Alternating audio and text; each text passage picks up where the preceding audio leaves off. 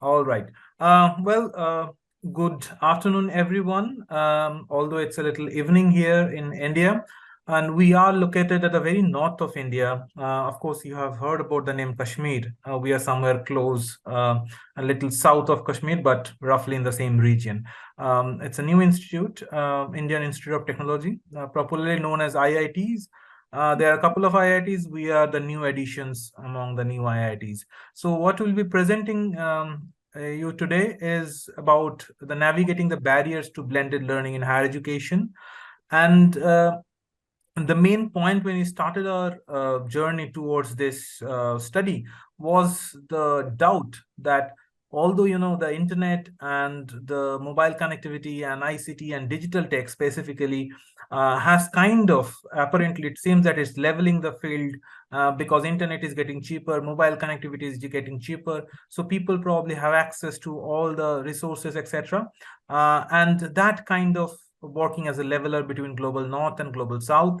But as we will show that, of course, it is to some extent it is working, but at the same time, there are a couple of distinct differences between these two major divisions in terms of global north and south. Now, the topic or the agendas of today's presentation, which I'll try to finish in first 3-4 minutes, and then I'll hand it over to Shreya, and she will continue.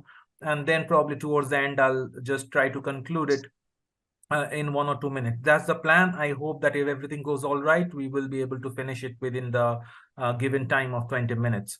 The first one would be, we will just briefly discuss about the North-South divide and the debates around that. The second one, we will be talking about research gap and the research questions and how we did conduct the study and the major findings, followed by the significance of some policy implications. Now, this is a study based on literature review, a large-scale literature review, but before that, obviously, we had to have a question. And the question that we had on your mind, that there are different voices about the North-South divide. And it is important to locate ourselves in terms of where do we stand. Now, if you look at the North-South divide, well, this is a very broad and large-scale divide, roughly dividing the countries between developed and developing. But that distinction is blurring. That distinction is slowly but steadily getting diluted. But there are different opinions. Some academic opinions are saying that these divisions are getting more nuanced. Some are saying that there is no point of going to this very broad, large-scale classifications that really doesn't give us much of an insight. At the same time, some people are saying as the time progresses, there are different blocks, so we cannot really make them north-south.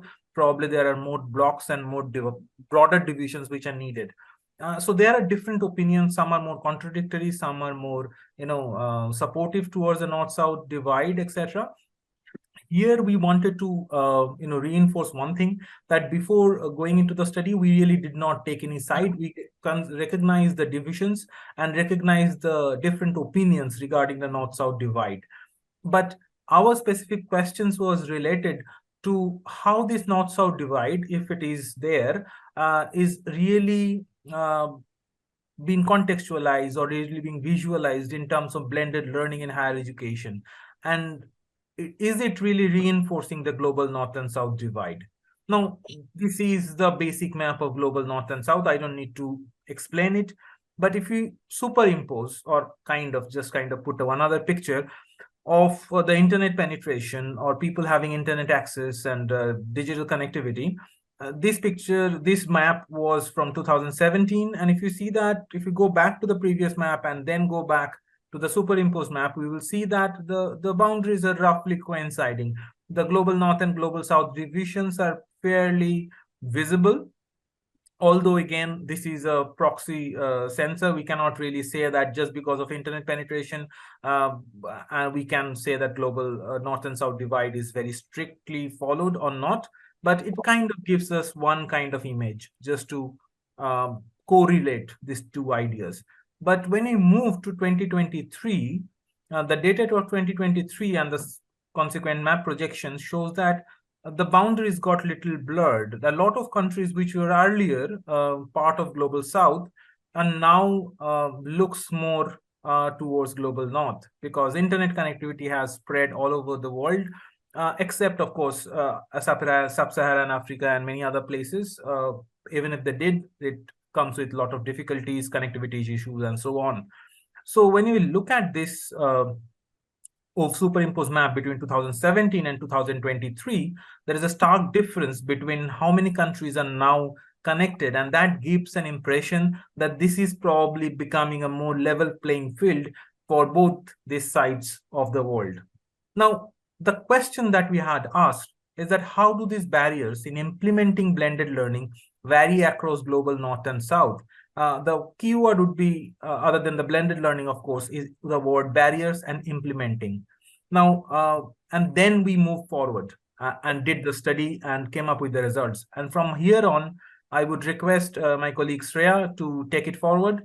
And whenever she feels that it is time, if she can just give me a prompt, I'll probably try to start towards the end and conclude the session. Shreya, over to you.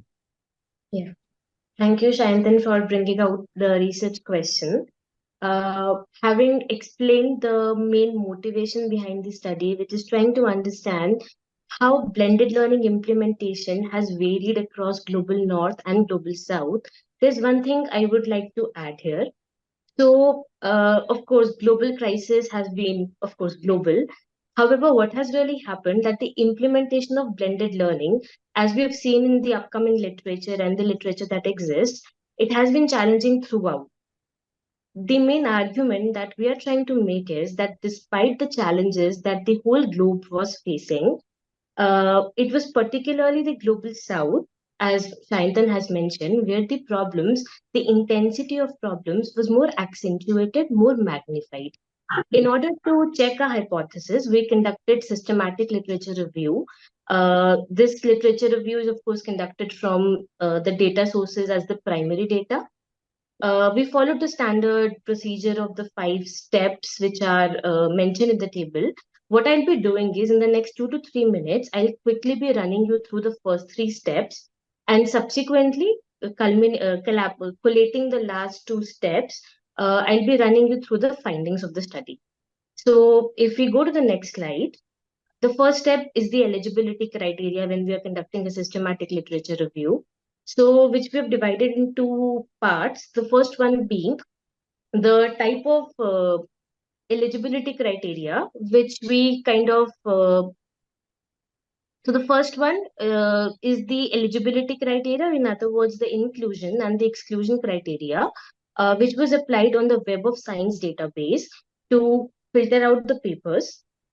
And after having selected some papers, the final lot was then again filtered out using the secondary or the second level of manual screening that you can see. So there are certain criteria that we took. For example, for manual screening, this criteria becomes important that the definition of blended learning that we took in this literature review is restricted to integration of traditional and online learning. So we're not using a very broad definition of blended learning. In addition, the type of papers that we filtered out are specified to the context of higher education. We only took those papers which are based on primary data, so we did not really include papers which are talking about, say, best practices and so on. And again, we restricted ourselves to those papers where the barriers, the discussion is confined to barriers coming from at least one of the stakeholders of higher education, whether it's students, teachers, or administrators. Going to the next slide further. So once the inclusion and exclusion criteria was clearly set, as I just discussed, the next step was finding the literature for which we depended on 2 databases. The first one being the Web of Science and the second one being Google Scholar.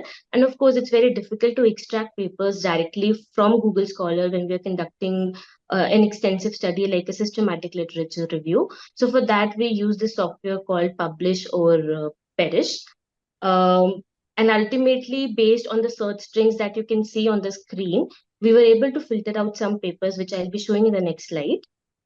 So this is the Prisma diagram. See, um, just a moment. So as you can see, initially we selected a lot of 642 papers. of which we source nearly 622 papers from the Web of Science and 20 papers from Google Scholar. Based on the criteria, the inclusion and exclusion criteria I just talked about, the first criteria was done electronically. So that means from Web of Science, we filtered language only English. We filtered out the time period. I mean, papers from only 2000 onwards were considered. So based on similar kind of criteria, we were able to filter out some papers. And after removal of the duplicate paper, we were ultimately left with 137 papers. uh, these 137 papers were then subjected to the second order screening that I just discussed about, based on titles, keywords, subsequently abstracts, and finally the papers which could reach the stage of full text screening were completely read, and there were 39 such papers.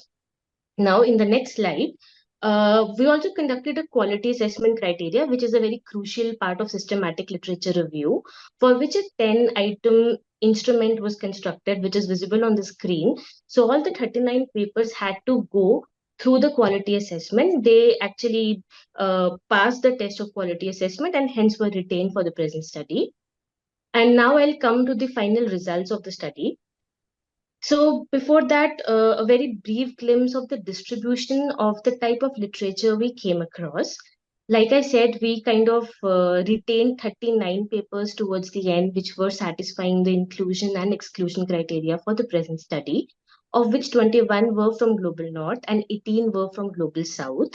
Again, since these papers were from 2000 to 2023, some papers were conducted, I mean, some papers were from the pandemic context. However, a lot of papers were either before the pandemic or even if they were coming after the pandemic and talking about barriers, they were pandemic debated. That means they were not really considering the context of pandemic.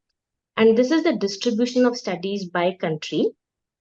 If you see the number of studies which are coming, it kind of coincides with the global trend that we otherwise also see.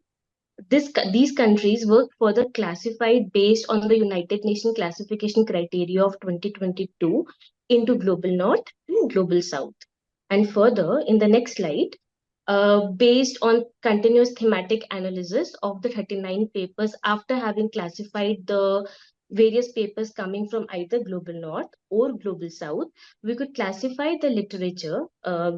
We could extract 16 themes of different barriers, but I would be describing these themes in the next one or two slides.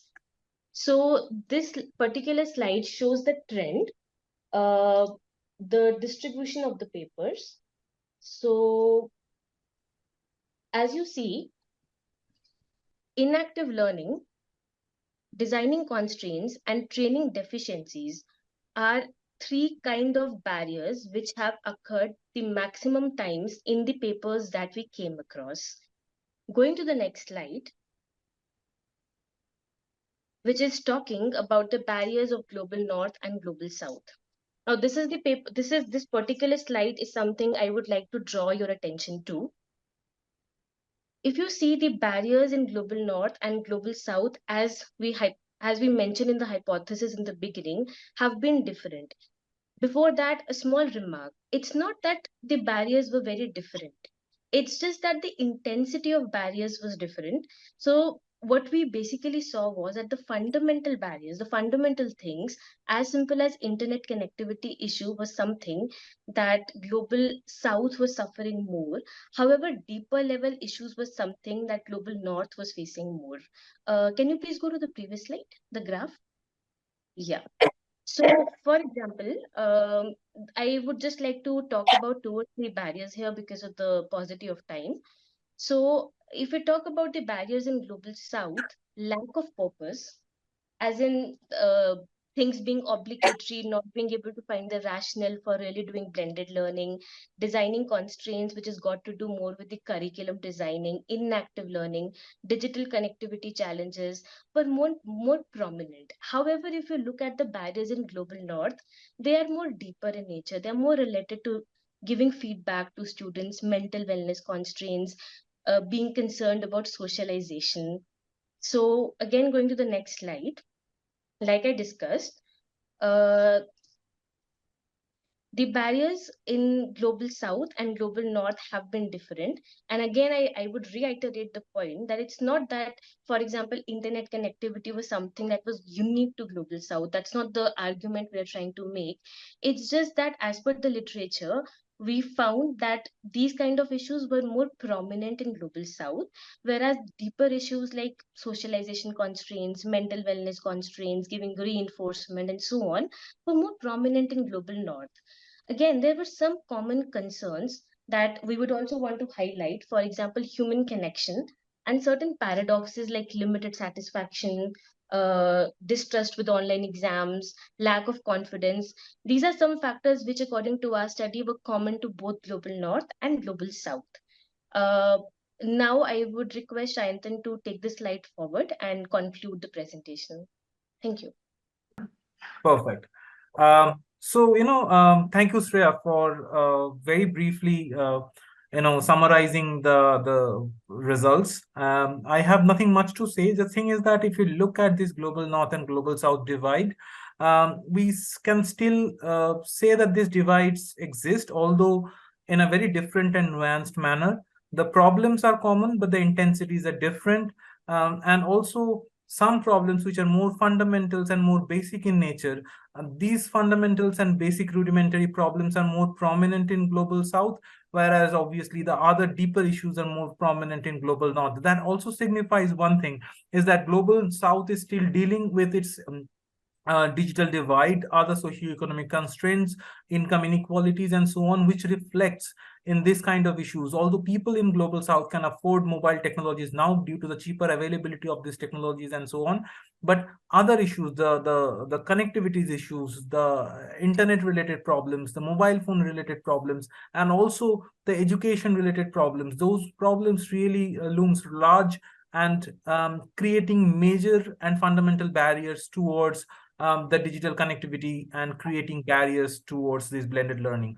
And these are regional constraints, and these might be different according to different context. India might be facing a whole different levels of challenges compared to that in other developing countries, and obviously different developed countries might also be facing other context specific challenges. But as our study shows, there is a commonality, there is overlapping ground, and the intensities are now playing major role than just clear cut yes or no, have or have not, this kind of barriers. So with this note of nuanced understanding and also regional context specific barriers, I would like to ask your opinions and questions and probably experiences towards the end of the session, or whenever you think is appropriate. And I'm looking forward to your comments and questions. And thank you so much for listening. And I hope that we are on time, at least not delayed too much. Thank you so much. Thanks, sir.